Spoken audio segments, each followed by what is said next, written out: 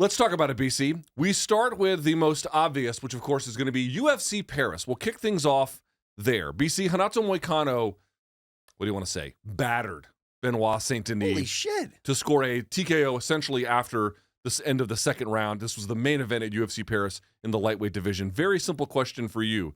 We now know that ultimately Moicano was injured, not just in the second round, but through the entirety of that bout. Given all of that, and given how it looked, how impressive was this? As impressive as physically possible. Not just because I picked BSD to stop him, but you're going into your opponent's backyard. The narrative is, for as hot as Moicano has been with this sort of late career surge that he's on, eventually he'll find he'll hit his ceiling, right? He'll level it out. I thought that would be BSD, who was beating on Poirier until he got stopped, had the staff, we can question, was it that or what? And then you go into that guy's backyard, you jump all over him, you brutalize him on the ground, compromise him completely, and kind of fight smart the rest of the way and get the win. And oh, by the way, your shoulder was jumping out of your body during this, and you had a promo ready to tear about the French government. I would say this was a 5-star performance across the board. But what's crazy about it, not just that he went into the home of a big lion and just completely detoothed him, was I didn't think he was that good. I didn't know Moicano had this performance. Now you're seeing the videos he's posting on social media in the last 24 hours where they were practiced and ready to go for the takedown off of BSD's high kicks. Like, they had really scouted and were ready for this guy. This was a performance I did not expect from Moicano. Showed the full asset of his game. Obviously, he's got moxie and he's crazy and there's all these lovable things about him. But his ability to show us that he's tough as nails and he can execute as his freaking shoulders jumping out of his skin. Wow, dude. Nobody does it to BSD like that, right? I mean, he brutalized him. Certainly nobody in the UFC. Even Poirier winning, Poirier had to fight out of really bad positions to do ultimately what he did. You see, let me say something about injuries first. I don't know how you feel covering boxing. Obviously, it's not making a question of or a consideration even of who's tougher. I'm not interested in that. But I can say I've been covering MMA for quite some time. Not quite 20 years, but a long while. Half your adult life. Pretty much. A few things have really occurred to me as a result. Number one, like, there are common injuries, but every time you think you've seen what the depth of injuries look like, you see another one that you just can't believe, or a new one inside of a fighting context you hadn't seen before. I'd never seen this where the ligament tears here and the ligament tears here, and so the shoulder just kind of floats. How do you pass the medical exam? So people don't understand this. Every time you go to a doctor, they're never confused about what you have because you're telling them everything that's wrong with you. But if you actively try, like, imagine you tried to go to the doctor and like you were shitting blood and okay, sounds from experience, possibly. I'm just trying to think of something like terrible, but something you could disguise. Yes. And they asked you, how's the things going? And you just told them everything is fine. How would they ever know? They would never, ever know. Now, obviously, if you have if your arm is completely hanging off the socket, Dillashaw style, then they'll know. But if it is not completely visible, and they're not, even with the shirt off, you could just be like, oh, that's just always how it's been. Like, there's ways to play it off. They have no way of knowing. Part of doing medicine is a relationship of honesty in order to do it correctly. Okay. So that's how they get around this. There are some things they can detect through blood tests, obviously through some different kinds of screens, but this is the biggest fight of his life. It reportedly happened 3 weeks out of the fight. Yeah. And he just bit down and got it done. Holy crap. Yeah, I mean, I'm sure he was on cortisol and other painkillers. I mean, I don't know how you do that without it, but maybe some gas station Delta 8s to help you through the pain. Some Tussin, rub Check that out the picture Tussin right on there. Check dude, it out. As someone who's had shoulder problems, yeah, dude, what the fuck? I mean, look at that, dude. Look at that. Now, he is kind of, if you look at his shoulders, they're kind of hunched forward a little bit and down. So if you're standing up and you're like, hey, how am I doing? And the doctor just takes a look at you and you can just kind of grin and bear it. How would they know? Of course, they could see, but if you're not doing like a really hardcore examination, how would you know? Dude, look at that. It is completely, I think this is called an AC joint separation. This is, that's bad. That's really, it's not a broken bone. There's 2 ligaments that are cut and missing there, essentially. He did focus on takedowns. That was a big part of the damage he did in round 1, the major part of it. In round 2, we give BSD a lot of credit for battling back and sort of, I think, winning the rounds potentially. I think he won so I looked at the judges' scorecards. Moicano won 10-8 on all 3. BSD won 10-9 on all 3 for the second.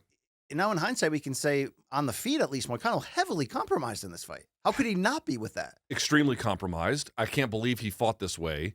I got to say, on the injury side, every time you feel like you have seen the end of the line, you have absolutely not seen it.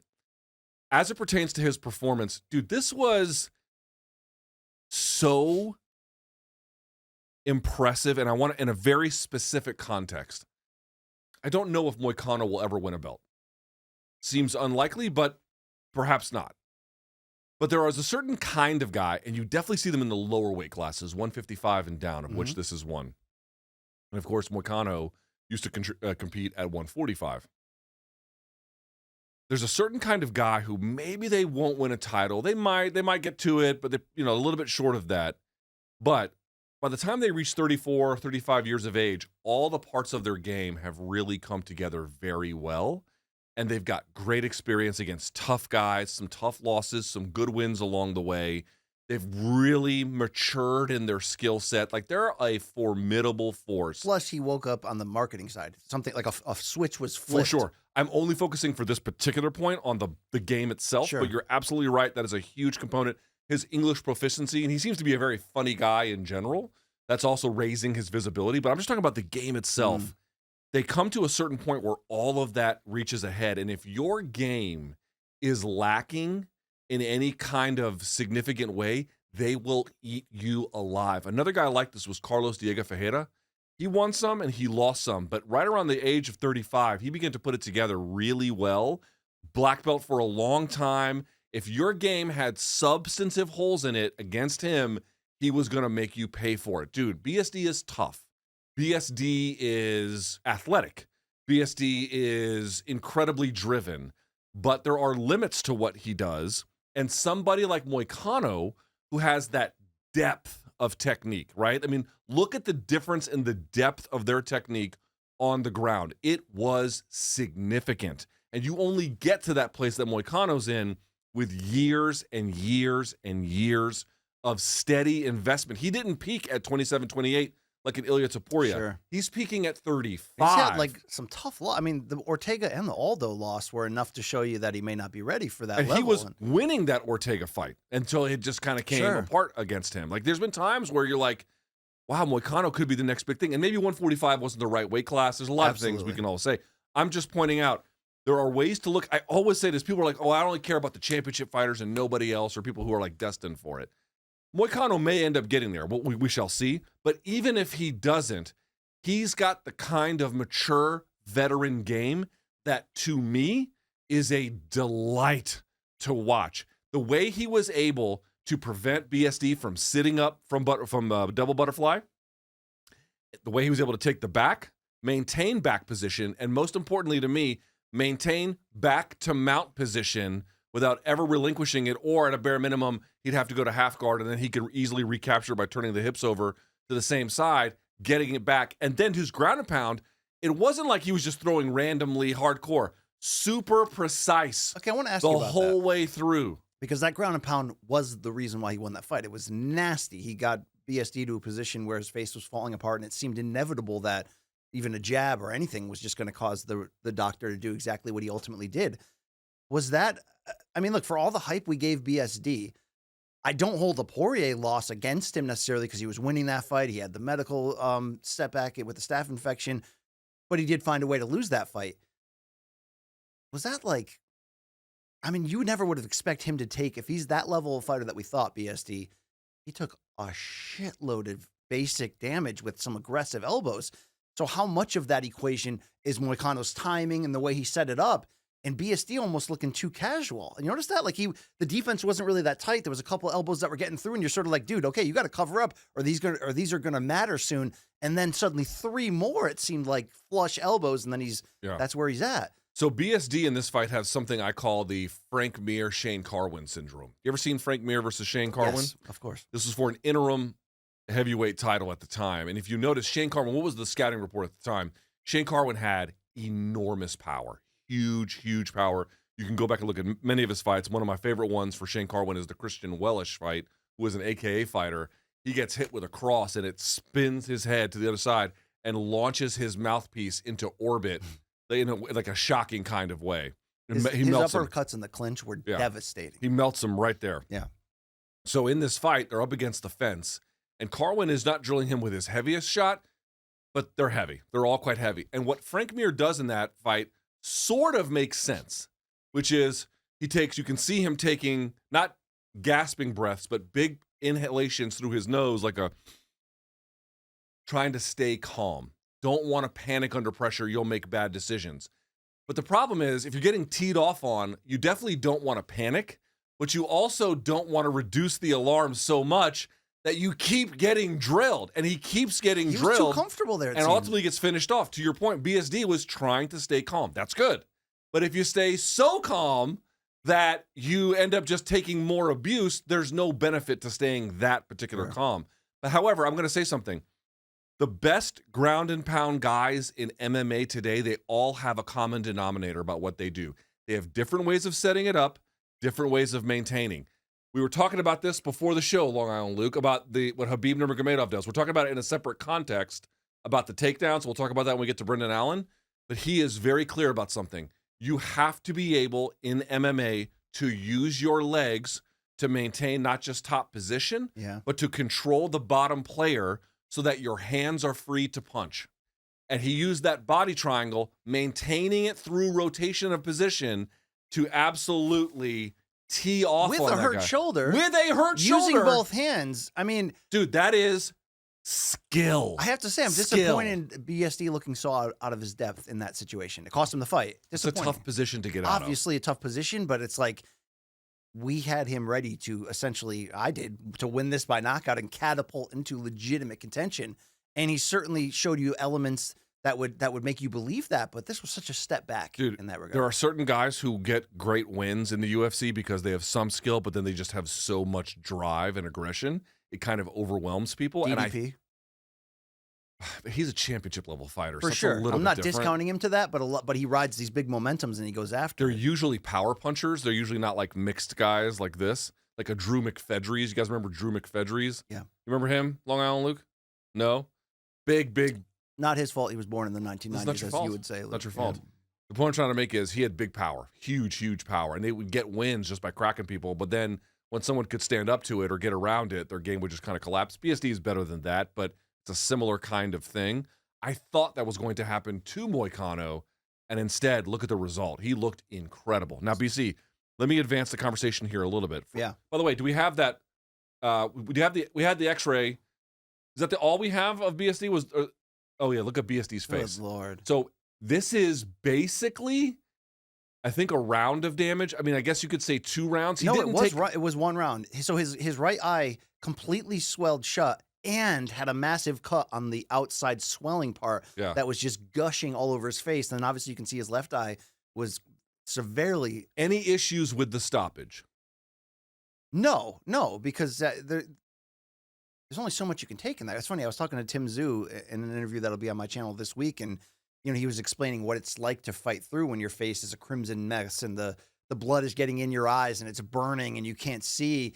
It's such a danger to begin with, but he not only had the swollen shut, he had the massive cut on the outside of that was leaking. Well, it was wasn't Tim Zhu's like here? Tim Zhu's was different because it was here, but it did constantly compromise his vision to the point where it led to him losing a close fight in that regard. I have no problem with the stoppage. My biggest concern and question, Luke, is how damaging is this to BSD's potential brand/title contention? It's 2 losses in a row. We've seen many guys come back from that, and there's certain circumstances in both that you can almost explain away to some degree. You won't explain away this loss, but he just got caught with big strikes early on the ground and showed tremendous heart. But he's up against time with his face. It's going to leak and it's going to fall apart. So no issue with the stoppage. But how concerned should we be about BSD's future? How much does this potentially stop him from eventually making that run to the title shot? I think this is a crossroads fight for him.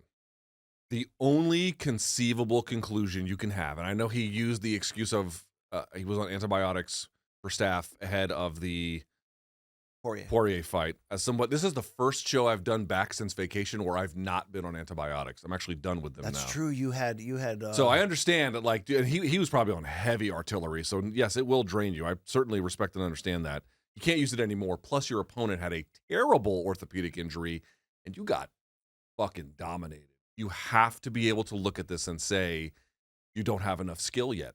You just don't have enough skill. You have tons of athleticism. No one's questioning his heart. To go out there and win the second round, even with that injury that Moicano had, is still ridiculously he calmed impressive. down and was executing a game plan. It was and wild. he would have fought the third if they would have let him. But you don't have enough skill. He does not have enough skill. That's just as flat as I can make it. But he's still, he's 27, 28, BSD, Correct. 28. He's got time. He's got time. If he really looks at this and says, I need to get better, he's got the time. You know he's got the athletic ability, and you know he's got all the aggression in the world. It can be a turning point positively, or it could be a reinforcement of a negative future. The choice is really his. Choice is his. He's got to hit the ground and really work on that. And I know what some people are going to say, he needs to get out of France. I don't know if that is true, but if I were him, Moicano was taking him up on the offer to come train at ATT, I would at least spend a little bit of time there to like kick the tires on the idea, right? Do you agree with Moicano when he said, fuck Macron?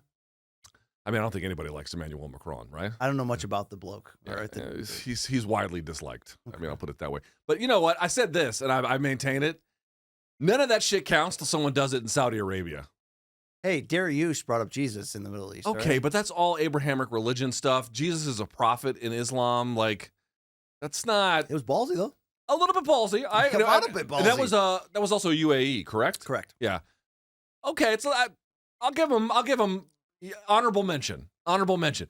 But it doesn't count until you go to some place where they'll throw your ass in jail for insulting the leader, and then you insult the leader. That's what I want to hear. That's when you're like, okay, props. But of course, that's not what happens. Anyway, all right, neither here nor there. What would you want to see next for Renato Moicano? The choices are as follows. Paddy Pimblett. Dan Hooker. I love this. The jazz hands you're breaking out here. You're like Dan Hooker. Justin Gaethje. Easy answer for me. It's Paddy Pimblett. Tell me why. Even if it's not a step forward in ranking aggressively that you would think a win this impressive would give you, it gives him the ultimate opportunity to kind of become a star. If he can win one more, there's obviously legitimate questions about Paddy. This is really the perfect crossroads fight for us to find out right now. How tough is Paddy? How good is his well-rounded game? How will he look when a legit fighter, a finisher like this, potentially puts him in, his back against the wall and he has to rally back? I think it's one of those perfect situations where if Paddy would win it, he would get so much respect for doing it against a veteran, battle-tested on that hot of a streak. But if this is the moment we find out that Paddy's not ready for primetime, dude, how big of a win would that be for Moicano? I mean, you can certainly argue that if you got in there with a Gaethje, that win could mean more on a critical pound-for-pound level, but on this guy's trying to become a star, and I give Moicano a lot of credit for the character that he's unleashed in recent years. I don't know if it's just like a Stone Cold Steve Austin thing where you take your regular personality and turn it up to 11. And seems to be the case. This is what we have, or if he charted out a way to create this character. But he's hilarious.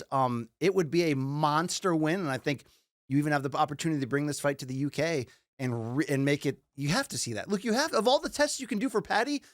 This one, you could see him getting effed up. You got to see this. I love that matchmaking more than any of the other fights. Why not the Dan Hooker fight? Because that's also a great fight.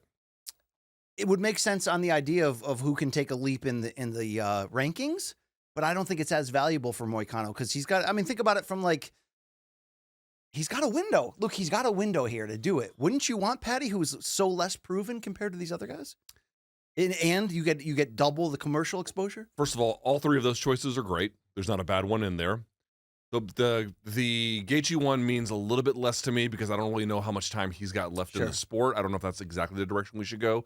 So to me, the two best ones would be Hooker or Paddy. Paddy is, to me, the better of those two. But I just don't know if the UFC really... I don't know what they want from Moicano. They obviously believe in him to a degree. They gave him this, even though he was the underdog, but main event in Paris. But it's hard to say. Don't you think the equation falls more when you're talking about the UFC and what they want with Paddy than Moicano? It's more like how good do they think Paddy is, and are they willing to risk? Paddy can win that fight, right? But are they willing to risk it on Moicano? Is he a big enough perfect foil to play the B side in that? Is that the matchup they would want? I think they would. He might be. He might be by now. He might be by now. Yeah. I mean, I do think we're at a place now where that is.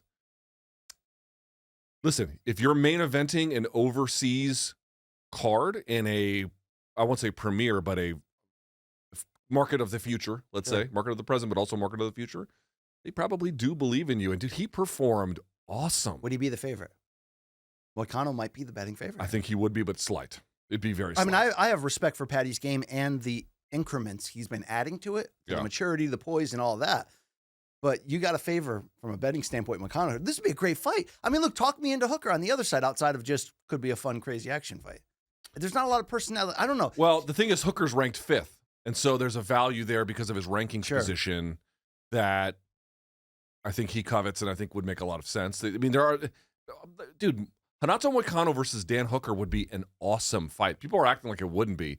It's just that the Paddy one would be uglier in terms of the pre-fight build-up. It'd be a lot more fun, probably. It would almost feel like a quasi, not title fight, but like it would feel way more important than it actually is because of Paddy's brand and That's right. And the polarizing thing around him, right? Moicano brings a certain kind of I'll stir the pot energy, which would work great against Paddy Pimblett for our entertainment. So that might be the way that they go, but I guess we'll have to see.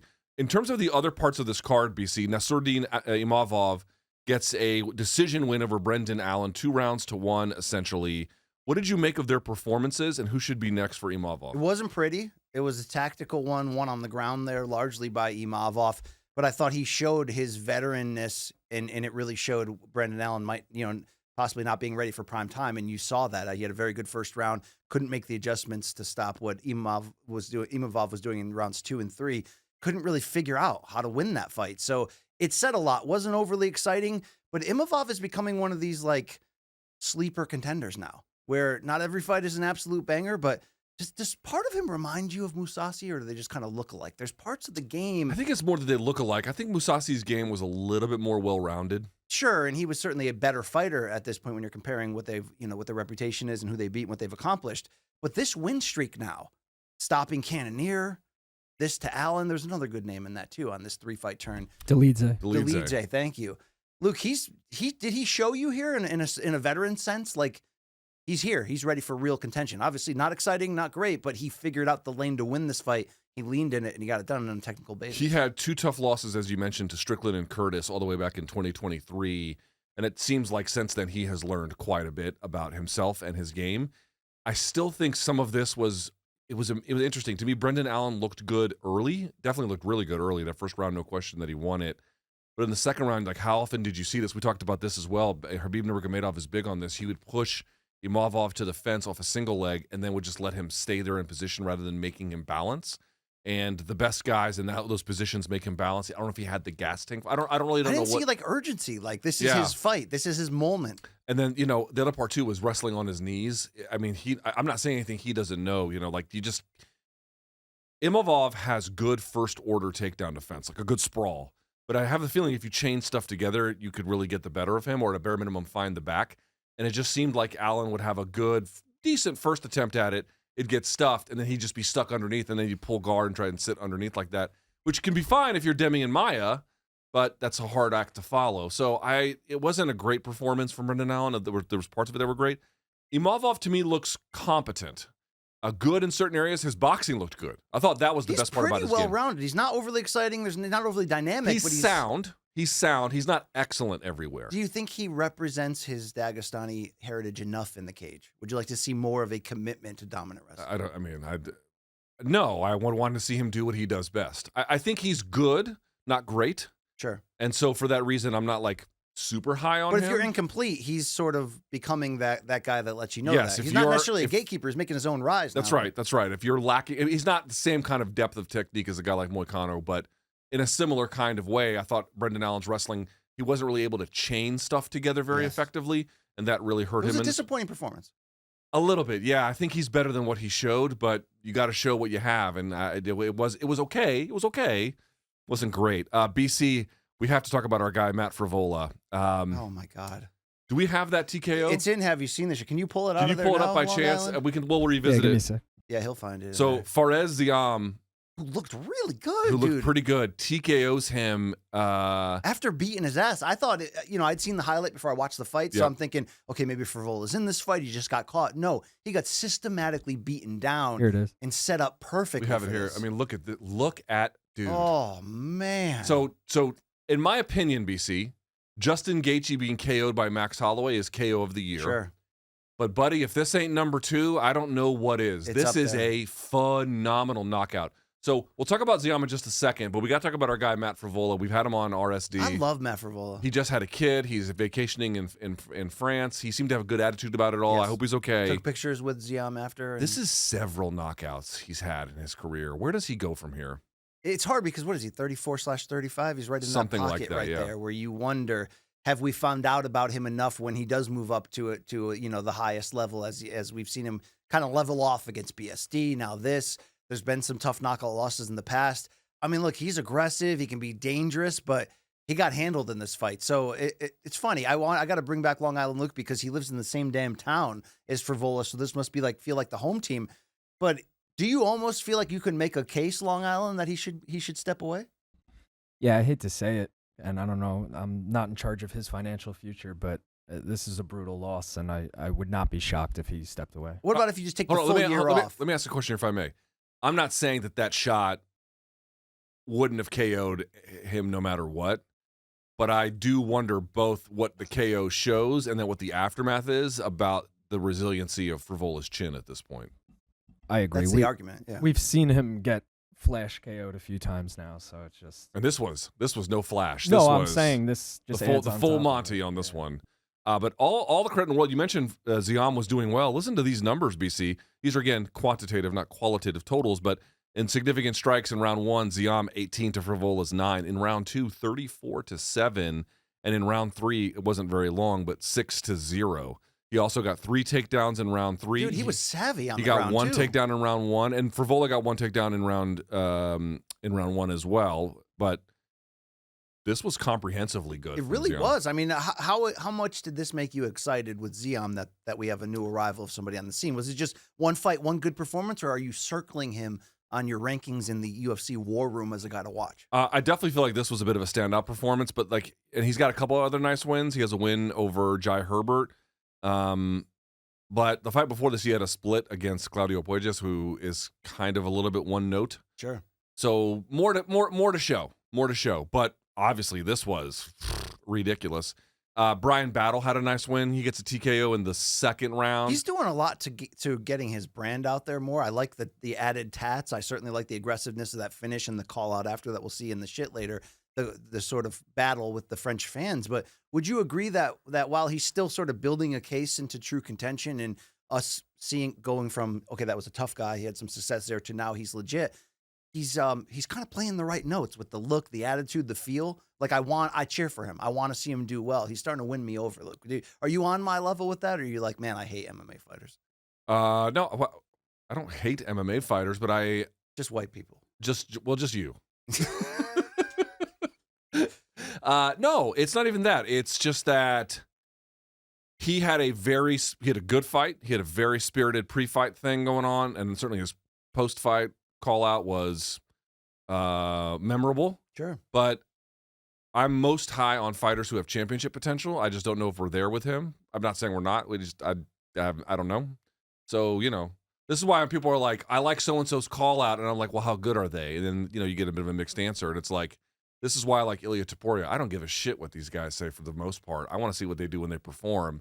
And that dude is one of the most electric talents in the sport. Like, I have it seems like relatively to many fans, I have an upside down version of what appeals to me about the sport. I like the sport for the most part. Oh, the sport part of it. I like the sport part of it. But you do like some of the fanfare. Of course. Some of it is fantastic. Hype, No. Some of it is trash talking. 100%. Like, you can't, it's hard to like fighting without that, like, at all. That has to play a role. But it seems like the balance for me is a little bit What are your different. thoughts on in-cage twerking? So Eileen Perez gets a win over Daria Zalesnyakova, who was not great. No, and we have believe me, Eileen has her own section, and have you seen this shit this week? Because she won this week. But let's actually have the conversation right here. How good is she as a fighter? You look at her resume, it's getting there. It's starting to get there. She missed weight in this fight, which was a problem. She's a handful, it seems. Like, she's a wild card. She's a wild card. She's got some ability, but I don't. She beat a donk, right? She beat a donk. I mean, right. this is not the kind of fight where you can make an assessment about someone's talent very much. She knows how to entertain, Luke. Let me ask you, how is it that, like, extra coaching from the sidelines is verboten, and then you can put your ass and butthole in someone's face, and the Call the referees, north-south, Luke. yeah, and the referees may or may not say anything. Like, I don't.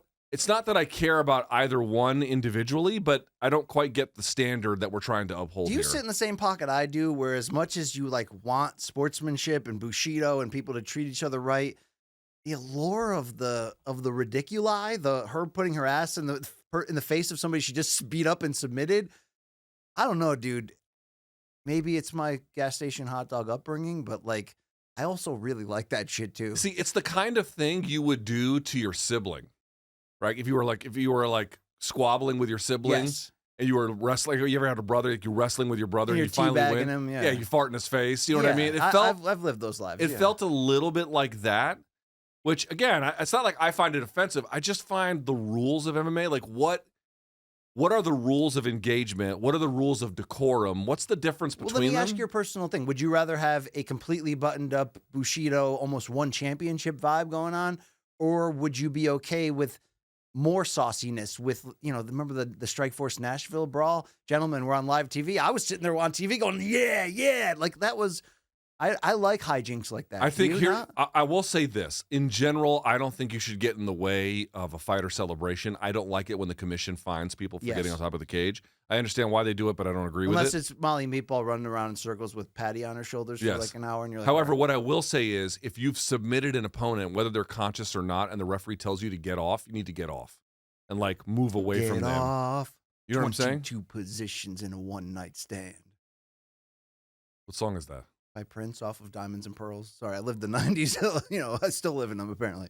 You got to move away from them. So, like, but just putting your ass in their face to me is like Kobe.